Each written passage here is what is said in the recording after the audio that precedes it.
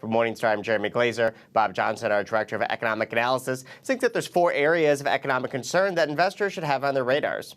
Bob, thanks for joining me. Great to be here today. The first of these topics is trade. Obviously, we've been talking a lot about trade with President-elect Trump's rhetoric about it. But if you look at the actual trade numbers, even before he was elected, you think that there's some cause for concern.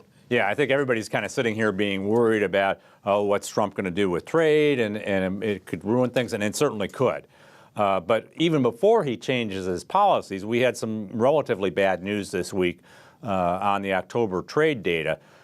We'd been doing relatively well on the trade front. You know, exports had been growing relatively slowly as we expected, but imports had also been very slow. And in October, we kind of changed that. The dynamics that exports were down, but imports were up and up a fair amount, which widened the trade deficit from 36 to $42 billion. And now, again, this is only the first month of the quarter, so we can't totally panic, but it looks like trade will be something as early as the fourth quarter that has a negative impact on GDP again, instead of a positive aspect. And certainly the data would seem to suggest it could be a rather significant increase or effect on the GDP.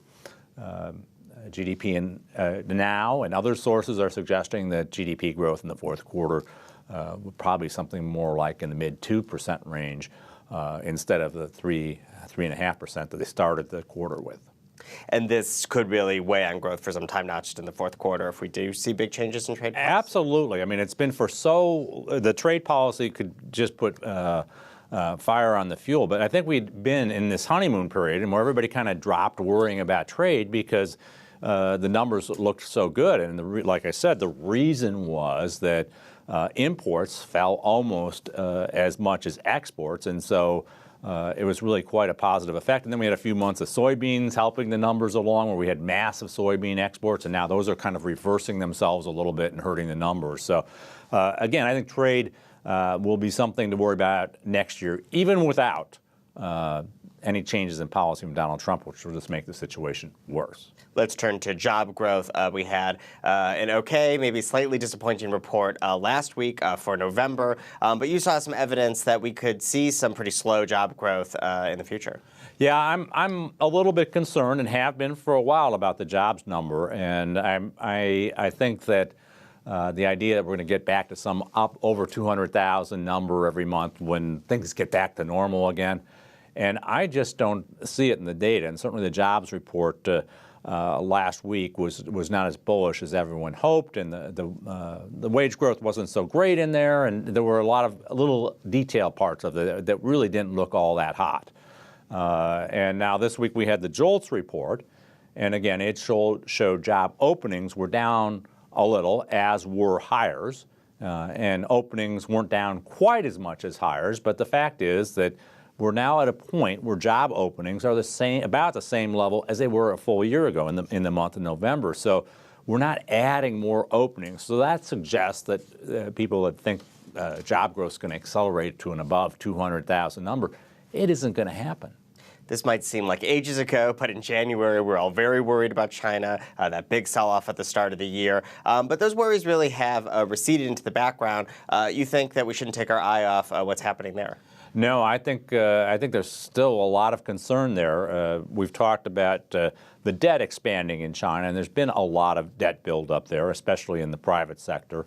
And we're worried about that right now. And I think that clearly some of the Chinese are worried. As latest data on currencies outflows showed more outflows and above expectations outflows for the most recent month, continuing a trend that's been going for some time. The outflows weren't quite as bad as last January when things were at the high and everybody was worried about Chinese growth. But they're getting pretty high again. And certainly we've seen other evidence that this money has indeed been flowing overseas. We've seen some euphoria over oil prices recently after this OPEC deal. That might be a little bit misplaced, do you think? Yeah, I think that we shouldn't necessarily be jumping up and down about higher oil prices. And again, I think maybe it doesn't quite come to full fruition, but Certainly the higher oil prices will generate higher gasoline prices, and that's not great news for the consumer who's already facing increased inflation that we've talked about many times.